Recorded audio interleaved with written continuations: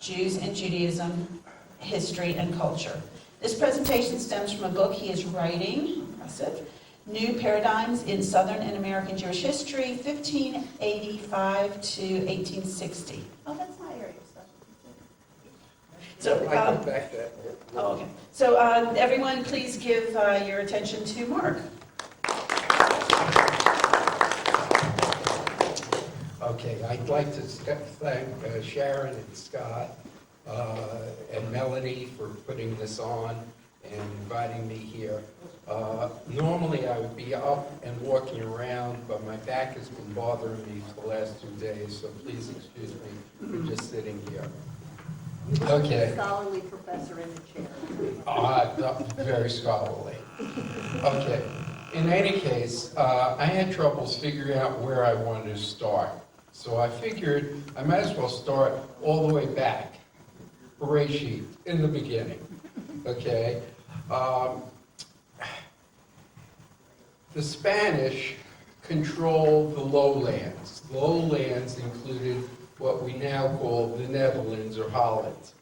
The people in the Netherlands essentially fought a successful revolution, gaining their independence. While the Spanish were in control, Jews could not go there because of the Catholic Inquisition. When the Spanish were kicked out of the Netherlands, then Jews were welcomed there because the Dutch wanted an empire based upon trade. And they knew Jews had contacts all over the place in terms of good trade. So they were welcoming Jews.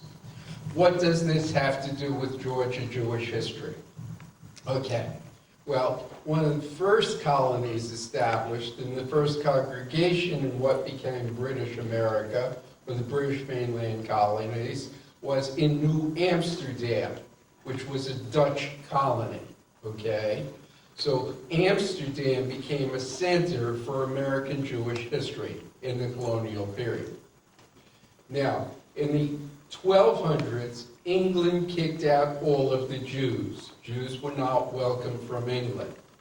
In the 1650s, Manasseh ben Israel came from Amsterdam to England and pled with Oliver Cromwell to allow Jews to enter England. And England then allowed Jews to come into English society. Now, this is the 1650s, right? Now, Georgia is not established until 1733. What's happening between the 1650s and 1733? In England, you wound up with two groups of Jews. You know, wherever you have two Jews, you got three opinions.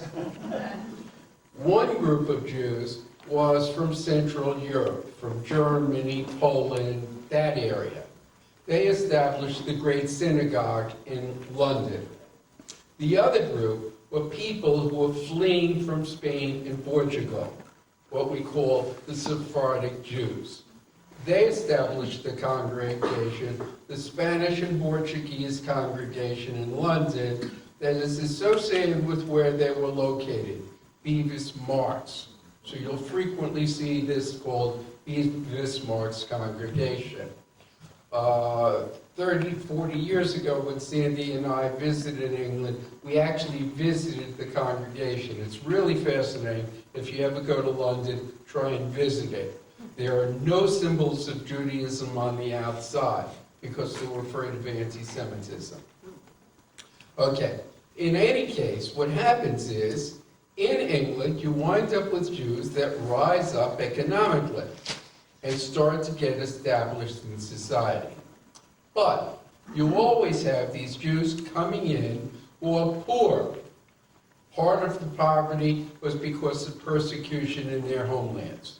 So in the German states, you don't have Germany until 1870, in these German states, you had a series of different laws, all according to which state, that were against Jews. In some places, Jews could not marry above a certain number of Jewish marriages. In other places, Jews could not own land.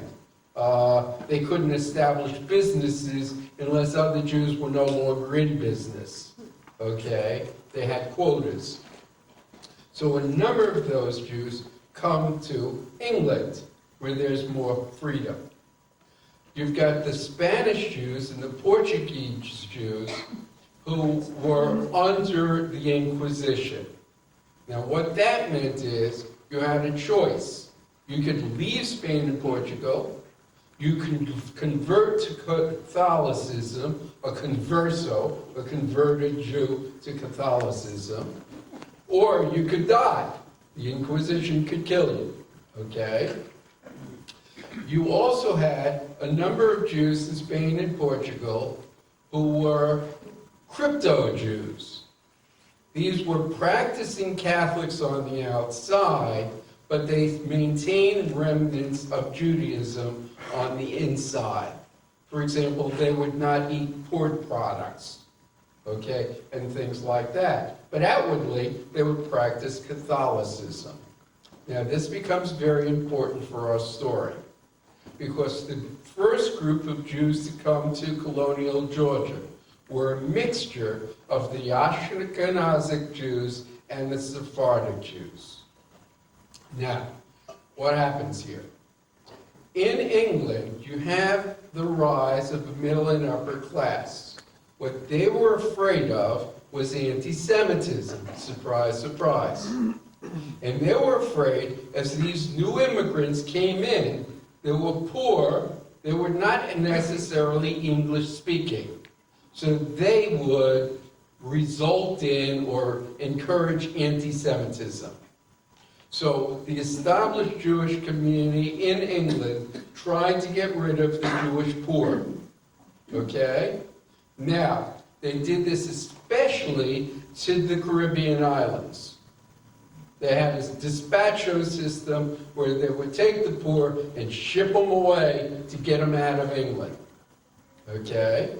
Now, this was far more so in the Caribbean islands than it was in the British mainland colonies. But it gets into Georgia history. In terms of Georgia history, Oglethorpe and a group of trustees established the colony of Georgia.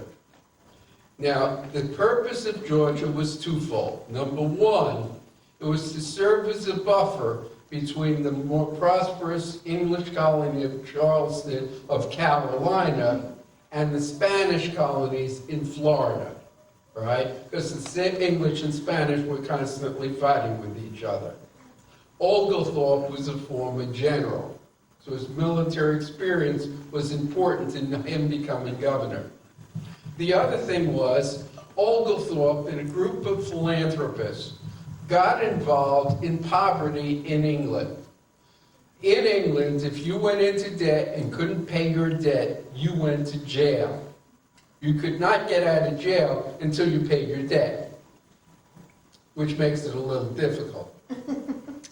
Okay, so to some extent, Georgia was designed as a more egalitarian society. Now, from what we've gathered, only about 10 or 12 debtors actually came from England to Georgia. So it was not really the debtors' colony that you sometimes hear of. But what the trustees did was pass 3 laws. One was no rum. This was because they didn't want drunkenness, but also because they got the rum from Spain and they didn't want to trade with Spain. Second law, no slavery. This was not because they believed in black rights. It was because they recognized where you had slavery, you had an unequal society. Not unequal black-white, but unequal large plantation owners versus poor farmers.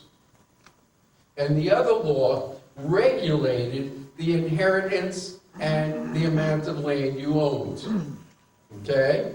Again, they recognized if you had primogeniture and entail, if the older son inherited the entire estate, then you would have the landed gentry as you had in England. They didn't want that. They wanted a more equal society.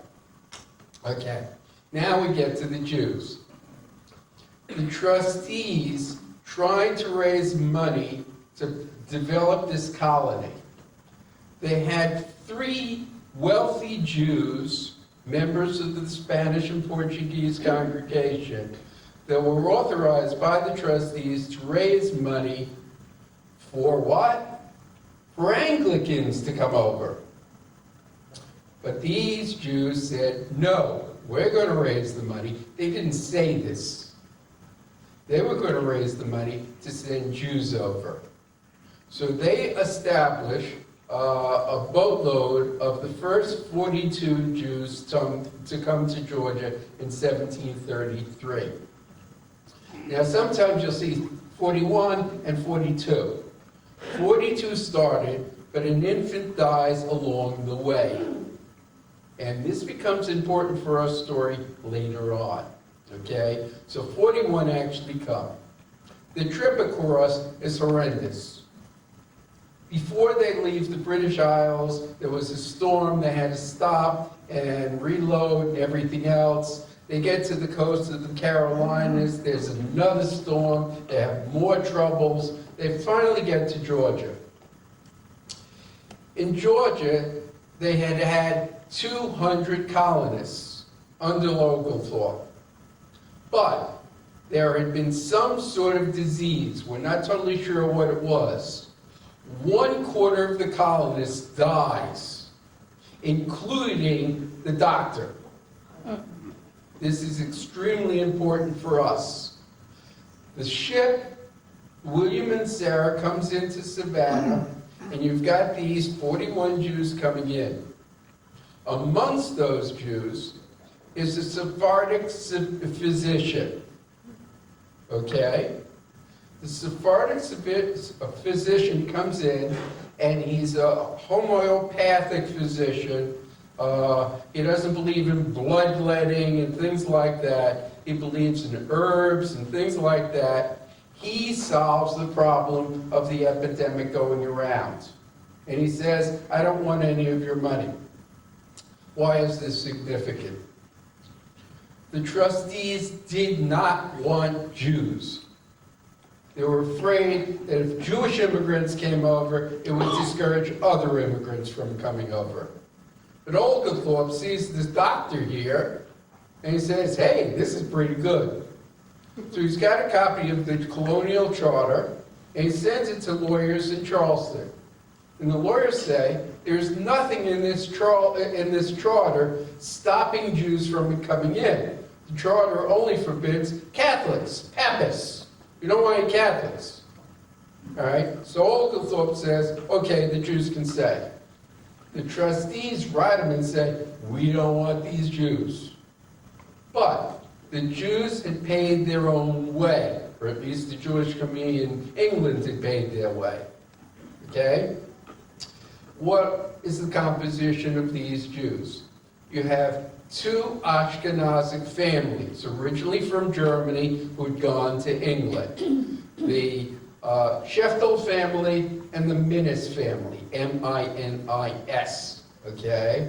They had a servant who was also an Ashkenazic Jew. About 3 servants actually come in with the Jewish community, okay? Which is unusual because I've done research in what the general community had, and you had far, far more servants coming over, okay? So this was, the Jews had some servants, but not that many. The vast majority of those 42 Jews were Sephardim.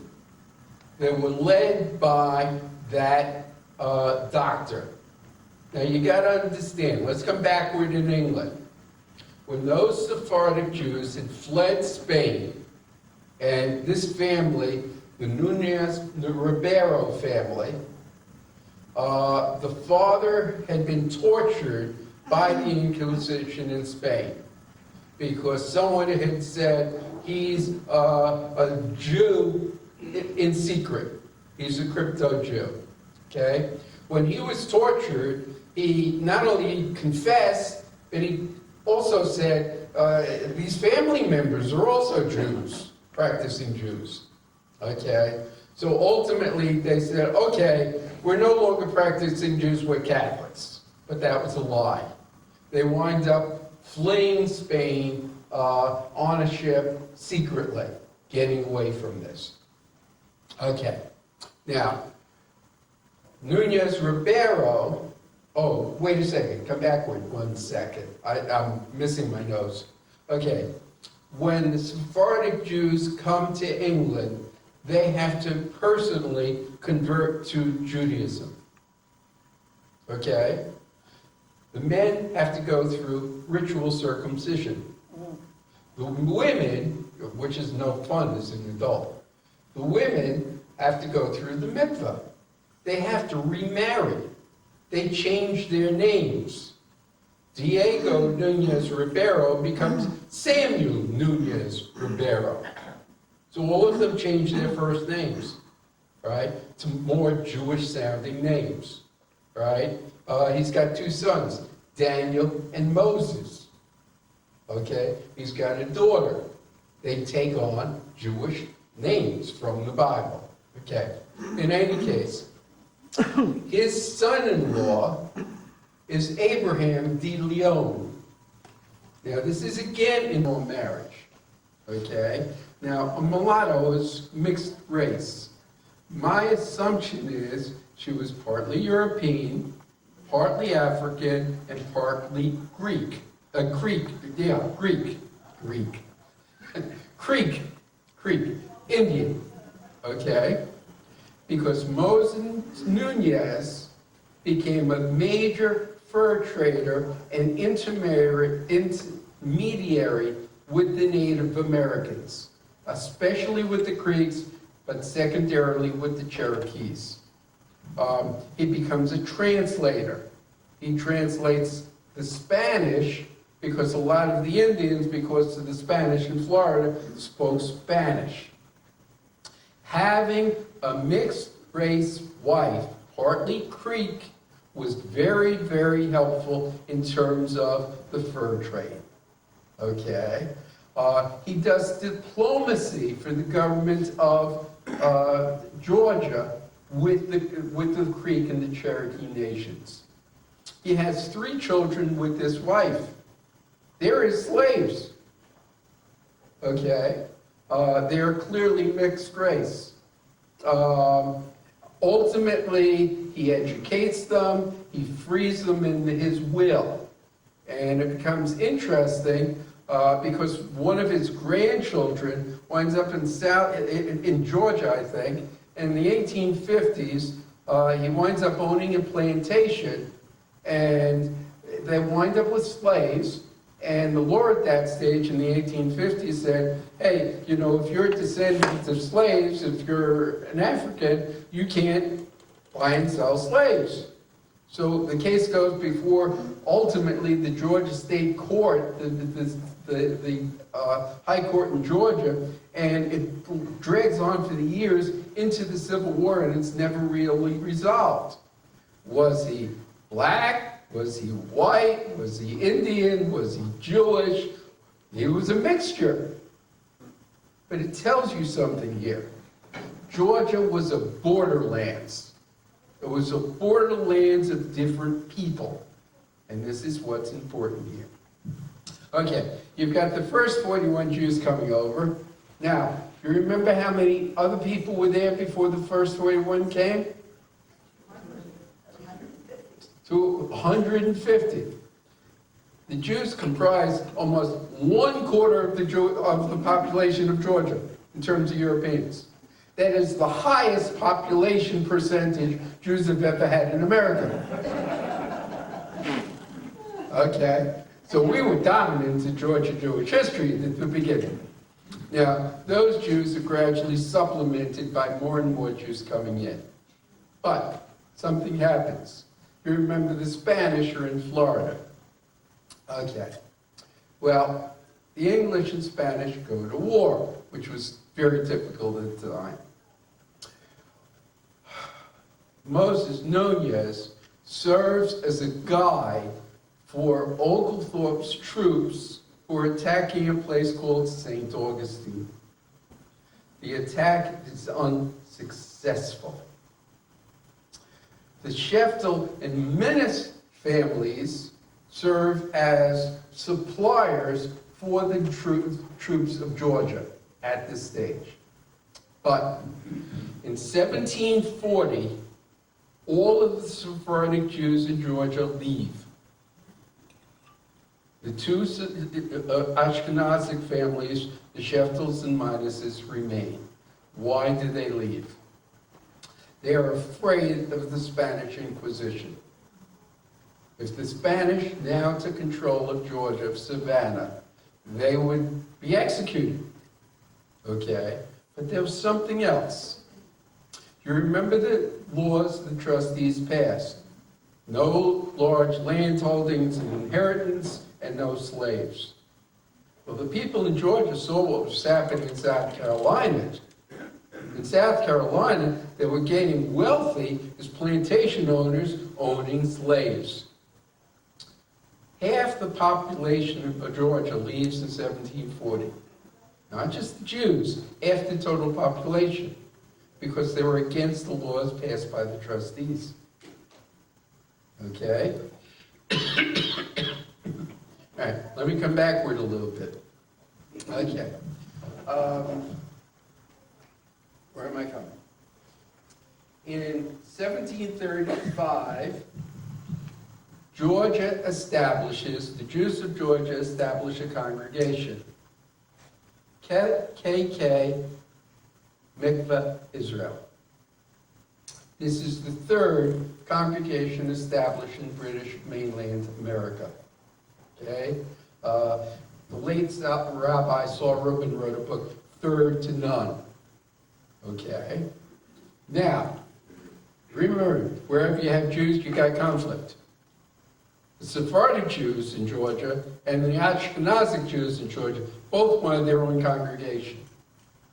They had different languages, different customs. The Sephardic Jews were considered upper class. The Ashkenazic Jews were considered lower class. So originally they clashed before the Ashkenazim established the congregation. Now, England, when the 42 Jews came over, sent them with a Torah scroll and with prayer books. Okay? They were ready and able to establish Jewish customs. So, Mikveh Israel is established. Obviously, when all these Jews leave in 1740, Mikveh Israel no longer exists. Okay? They couldn't raise dues. What can I tell you? Okay. All right, where am I going from here? Okay. At the beginning, it's very obvious that family was very important to these people. Okay? They tended to come over as families. Not all of them. You had a few single men. Okay? But the idea of family was important. What I've determined is that in the first couple of decades, you had about 22, 25 Jewish children born in Georgia. All right? That doesn't sound like a whole lot, but the Jewish population in colonial Georgia never quite above 100. So they were having fun. Okay? What I also found is you'd expect that these people would be having children one after the other. That wasn't the case. I found that there were intervals of 2 or 3 years between having children. Birth control. Okay? Now, historians debate this. From what I've found is that apparently some historians believe when women were lactating, when they were nursing, they couldn't get pregnant.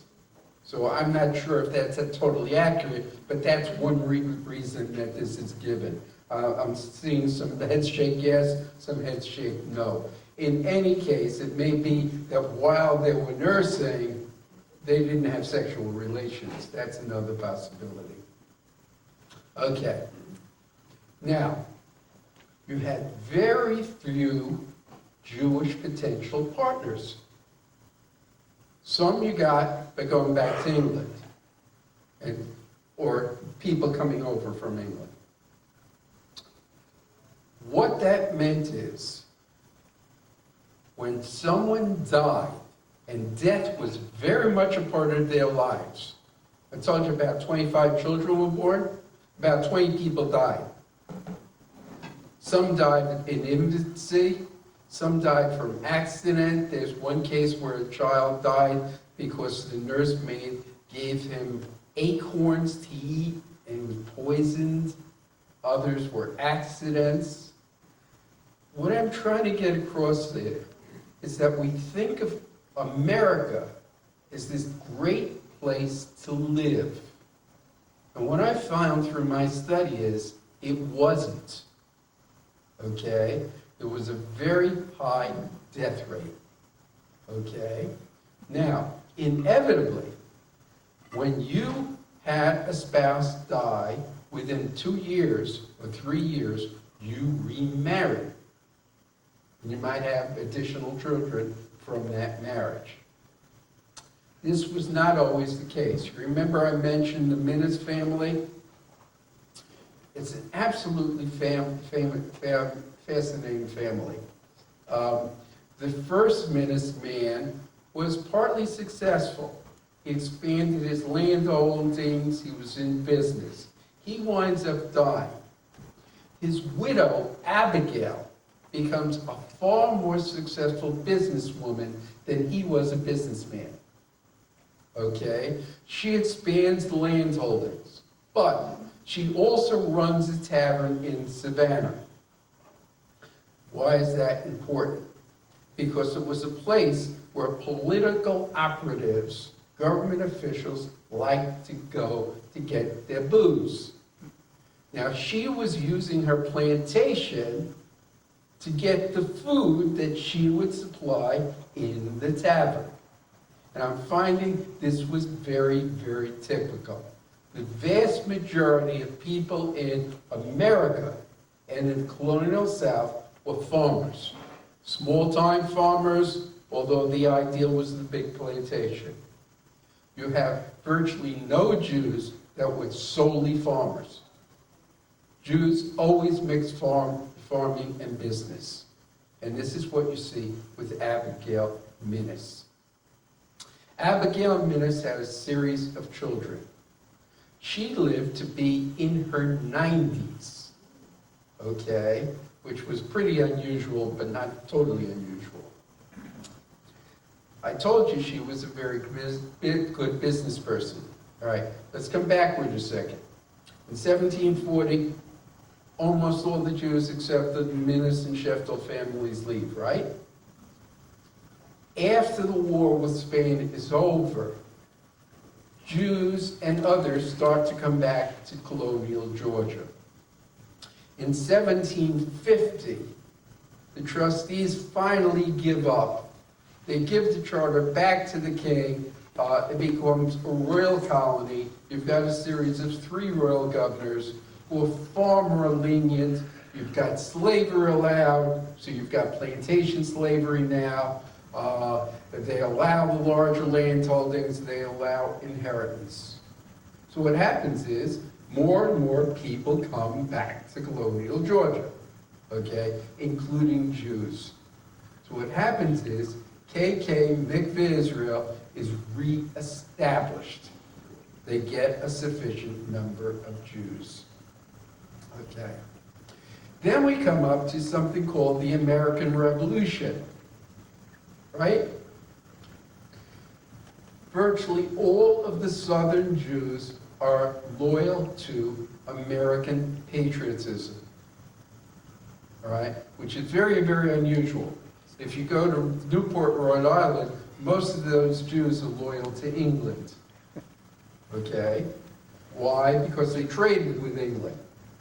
The Jews in Georgia had a different type of economy, okay? Now, when the English controlled the colony of Georgia, when Georgia gains independence, some of those Jews, including one of the Sheftals, are very much in favor of independence, and they actually lead committees for independence. they have to leave Georgia. Or the land, their property is going to be confiscated. And in fact, one of the Sheftels and his son are put in jail as patriots, as damn Jewish patriots. Literally, that's what the governor calls them. Okay? So what happens is, again, Mikveh Israel is done for. Okay, now let's come back to Abigail. Abigail had contacts. So she knows she's going to have to move to Charleston. Okay? But because of her contacts, her property was not confiscated by the English authorities. So the contacts helped by running the tavern. Okay, now where am I going from here? After the American Revolution, Jews come back to Georgia, and guess what happens? Mikveh Israel is established for the third time. Okay. Oh, before I leave Abigail, her husband makes Abigail the executor of his will. This is a woman in Colonial Georgia in the 1750s. Okay? 3 of Abigail's daughters never marry. When she dies, she makes her daughters the executors of her will.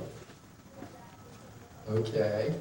One of the daughters marries in her 50s.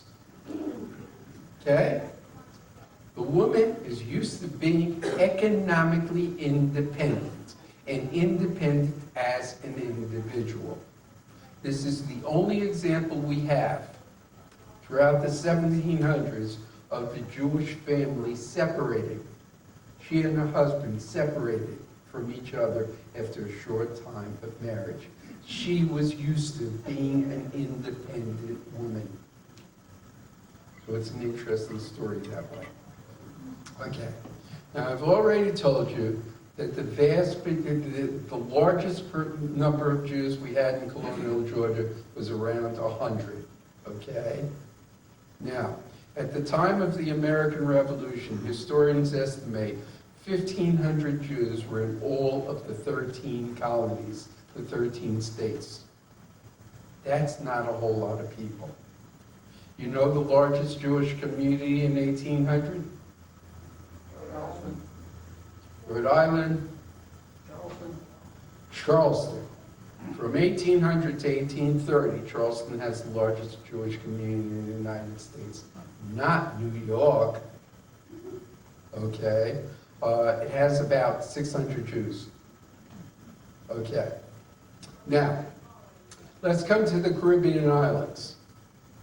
We had Caribbean islands controlled by the Dutch and controlled by the English. You had far more Jews in the Caribbean islands than you did in America. And this was true into the 1820s.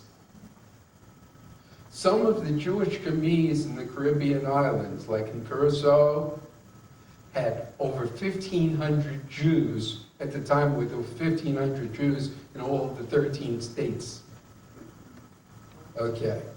So I started to say, why, when we think of America as this happy land, this golden Medina, why? Think about what I've told you about the history. Georgia was not, and America was not the best place to live. You had a lot of deaths. This was not unusual. You also had tremendous disruption. Remember, 1740, most of the Jewish community leaves. They come back. The American Revolution, most of the Jewish community leaves. All right? You got a congregation that's established at 3 different times. Okay? Why on earth would you want to live in Colonial Georgia? Why on earth would you want to live in Colonial America?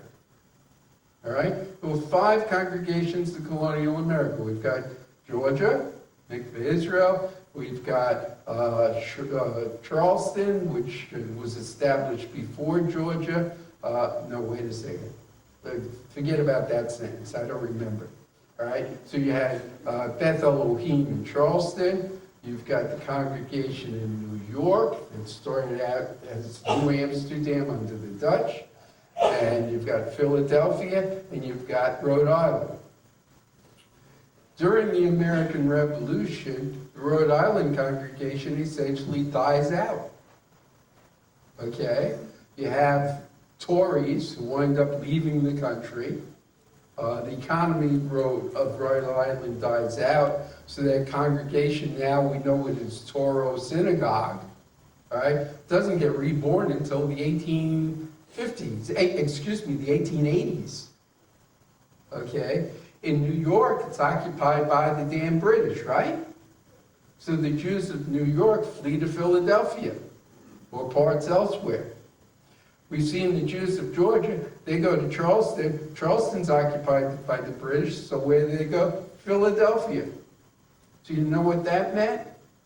Jews of Georgia and Charleston helped establish the Philadelphia congregation. Okay? Let me get my head straight. Sheftel had a daughter, and the daughter marries this guy who becomes the lay leader of the Philadelphia congregation. Okay? And her husband actually was a Sephardic Jew who had settled first in Georgia before going to Philadelphia. Lancaster, Pennsylvania had a Jewish community without a congregation. Why? It was the center of the fur trade. Okay? The person who koshered the meat in Lancaster, Georgia in Lancaster, Pennsylvania, was from Georgia. So what I'm trying to get at is that these people were all over the place. We think of North versus South, that's garbage. These people were integrated, okay? Some of the people in Georgia were doing trade in the Caribbean, and one of them wound up marrying a woman from the Caribbean, 16-year-old girl from St. Croix, okay? So you've got to think of these people as very, very international. The borders were not as important to them as interacting with other Jews in terms of family and business. But what I've showed you also is this tremendous disruption of Jewish life. All right? That first congregation in New York that was established, that we celebrate every 50 years, it's ridiculous. You had Jews in Recife, Brazil. When the Spanish take control, they're afraid of the Inquisition, so some of them go to New York. They establish a congregation. They're not the first Jews in New York.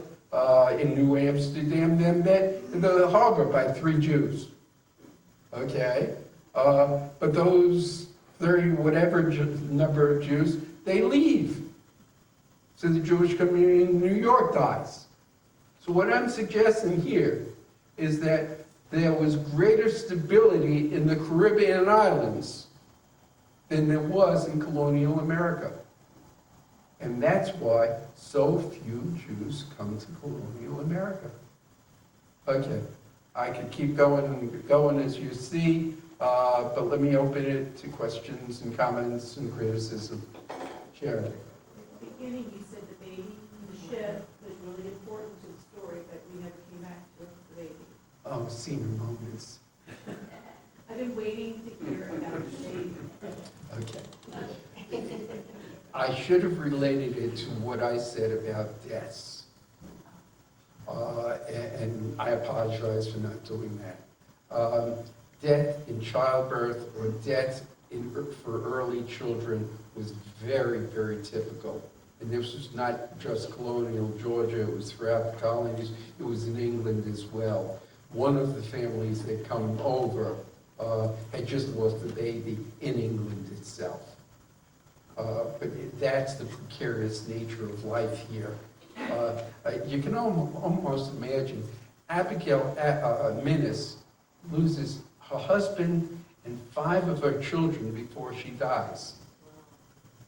And in the book I've been writing, I question is this tremendous loss? Or are these women so used to this as part of life? And I'm sure it was a mixture of the two. It was a very, very difficult life back then. And death had to be as expected as anything else. Oh, and that's another thing I forgot, the Minnis family. An awful lot of Jews do not get married. And I've traced this with the Minnis family over 3 generations.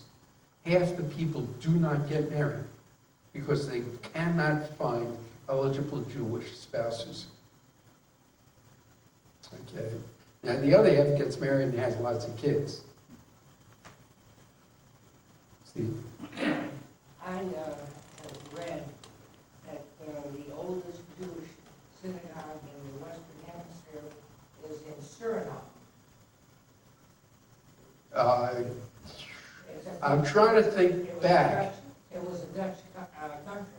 Yeah, Suriname is very important. There's a very good book on the history of the Jews of Suriname. And there actually was a Jewish section of Suriname. And you remember I mentioned briefly the despacho, people in England trying to get rid of the poor. An awful lot of those poor went to the Caribbean islands, okay? And they remain poor there. In America, we don't have that much.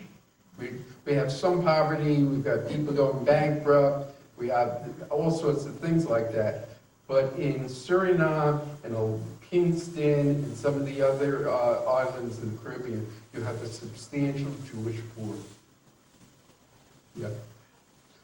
I remember Sandy and I went to the Caribbean and we went to Barbados and we visited a congregation there.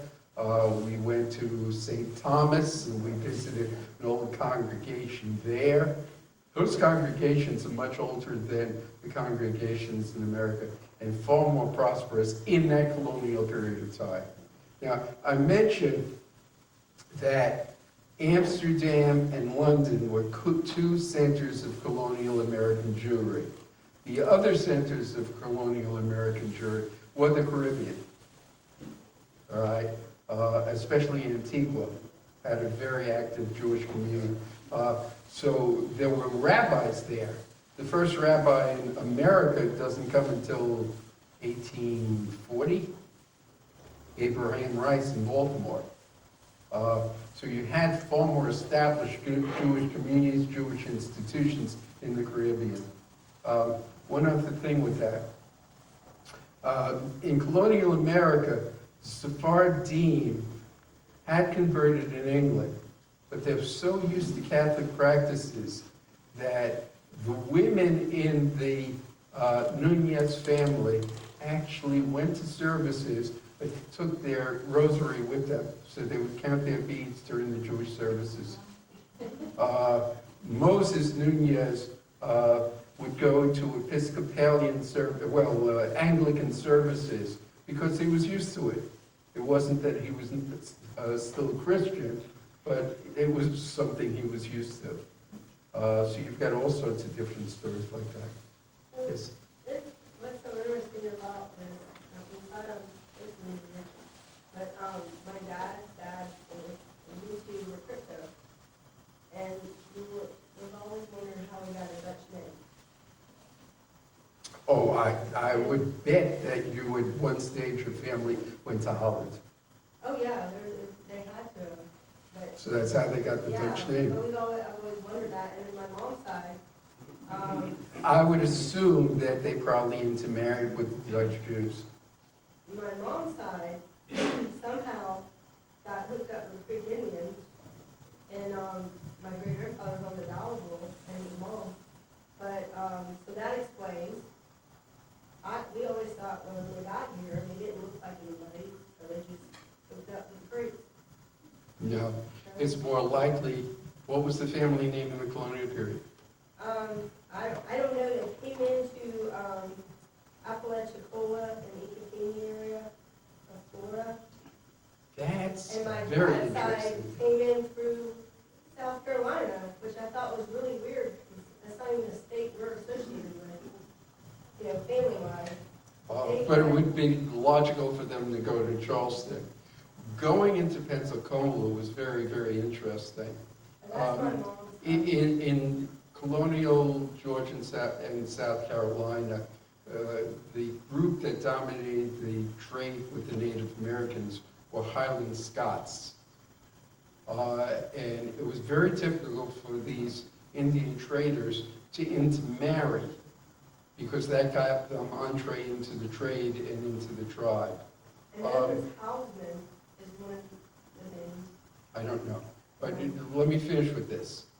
In Pensacola, there was a mixed race person who ran the Indian trade.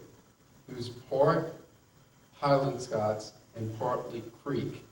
One of his clerks was Jewish. I did an article on this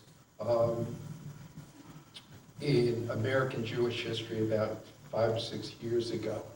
And I go into those connections in terms of the Jews and the Indians, not only in Georgia and South Carolina and Florida, but I compare it with the Jews in the North, because the Jews in the North were far more deeply involved in the fur trade than the Jews in the South. And you've got some very famous families in Philadelphia and New York, the Hayes family, for example, that were deeply involved in foreign trade, but one of the major trades they had was in the fur trade, which gets into something else, because a lot of those families, the big business families from Pennsylvania and New York, would send expeditions and people down to Georgia and South Carolina as trading partners. My dad's family made it to New York. That's too big. One time we were in Charleston, we went into a very old church, the St. Michael's Episcopal Church. Within the church, in addition to the crosses, there were Jewish stars.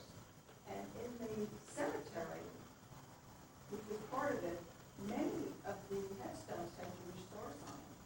And we asked the guide, there was a docent there, what was that all about? And she wasn't quite sure, but she thought at one point it was a Reconstructionist.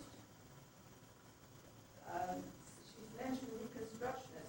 Anyway, it was just... I don't have any idea why Reconstruction would have anything to do with that. They're much more, but it was... That's got nothing to do with being buried in a Christian cemetery. It has pictures of the Jewish stars. It was just amazing to us. I have no idea of why that would be. And the other thing is, are there still a strong Jewish population in the Caribbean? It had died down dramatically. So you do have some Jews there, but a very small minority at this stage. There are still services in St. Thomas, though. Yeah. Yeah, Yeah.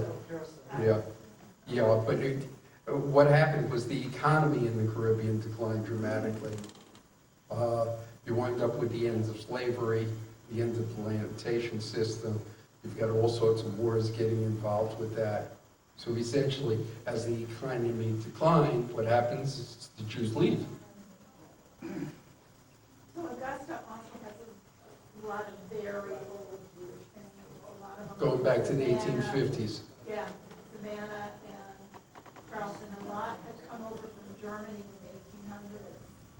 And they had a very ultra-reform synagogue way back when, that's kind of developed and gone back to the middle. But they had a lot of old families that are from Savannah. A lot of those people are related to each other. What happens is Charleston and Savannah decline. Charleston declined starting around 1830, and this is related to the economy of Charleston. All right, all right. I mentioned there were 5 colonial congregations, and then Newport dies out. The next 2 congregations are in Baltimore and in Richmond. Okay, and those gradually develop, and I could give you the history of those, but you don't want to be here till Tuesday. Okay, in any case, what happens is, as the economies in Baltimore and Charleston especially change. Jews move elsewhere. So you can trace a line of the Jews in Charleston versus Georgetown in South Carolina, to Mobile, Alabama, to New Orleans. Then you've got Jews from Baltimore going all the way to Galveston, Texas. Okay. So the New Orleans Jewish community especially, you've got all sorts of Jews from Charleston there. So this is one of the ways Judaism and Jews moved across the country. Oh, one other little tidbit. Are any of you Masons? Okay. The first lodge in Georgia was established by James Oglethorpe. Two of the early leaders were Daniel and Moses Nunez. They became the first master masons in American history. And that was a symbol of tremendous acceptance. Now, the Nunez boys wound up having slaves. I mentioned Moses Nunez had a slave spouse and children. At one stage, Moses Nunez and one of the Sheftals was put in charge of regulations of the slaves. So it gets really mixed up. Okay, so they became important officials, even though he's got a slave wife and children. Would you rate Alexander Hamilton or Judah Benjamin as the first Jew to hold cabinet rank in North America?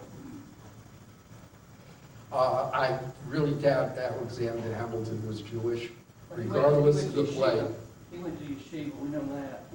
Well, in terms of Judah B. Benjamin, he's a weird sort of guy for me. Right. His family starts with the Reformed Society of Israelites, the first reform in America in Charleston. Okay, and they become almost very, very secularized. He winds up going to Louisiana. He's an attorney. He's a successful attorney in New Orleans. He winds up establishing a plantation, a sugar plantation. He winds up marrying a Catholic woman, and essentially as an adult he doesn't associate with Jews and Judaism whatsoever. Okay?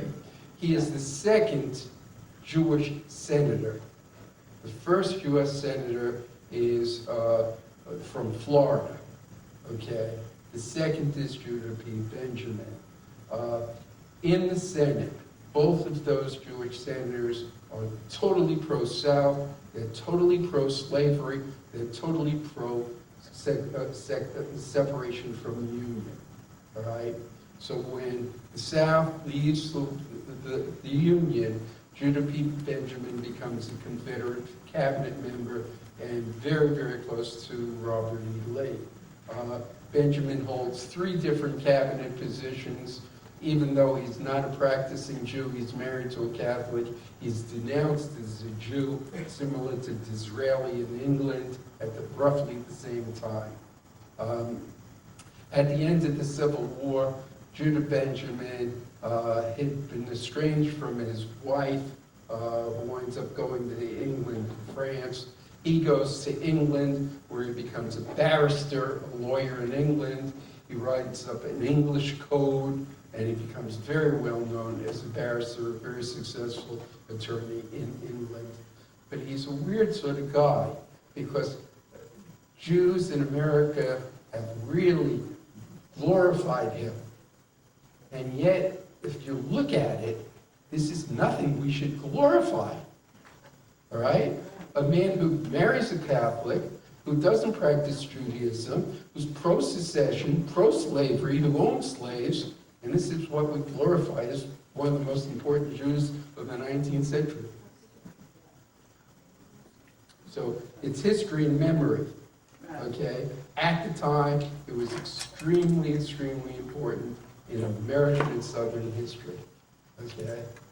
But to glorify him as an ideal Jew, please don't. But I mean, I know all about his history.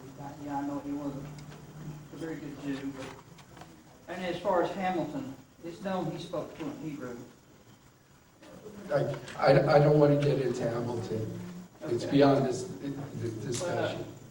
Madison, James Madison, he wasn't Jewish for sure, but he also spoke pretty fluent Hebrew, and they were the chief architects. And people don't realize how much the U.S. Constitution is based off Hebrew scripture. See, or a lot of it. You'll excuse me if I don't follow that one. Okay, Okay. well, that is fine. All right, but what is important is that non-Jews were very interested in Judaism, okay? Partly because they wanted to go back to the Old Testament, all right? So you've got a very famous scholar in Boston who studies with a Jew in Boston to learn Hebrew. In Georgia, the Sheftals were translators for the Salzburgers. The Salzburgers were German Lutherans. And this Reverend Bolsius wanted to talk with Sheftel and learn Hebrew and learn about the Old Testament, but ultimately he also wanted to convert him. And Sheftel was a very good practicing Jew. He circumcised his children, his sons anyway. When he would visit non-Jews, he would bring his butchering equipment and kosher butcher animals that would be provided by the family. So you've got that. Another one that comes to Georgia is John Wesley. John Wesley is the founder of Methodism. Wesley also befriends Sheftel and also wants to get training in Hebrew.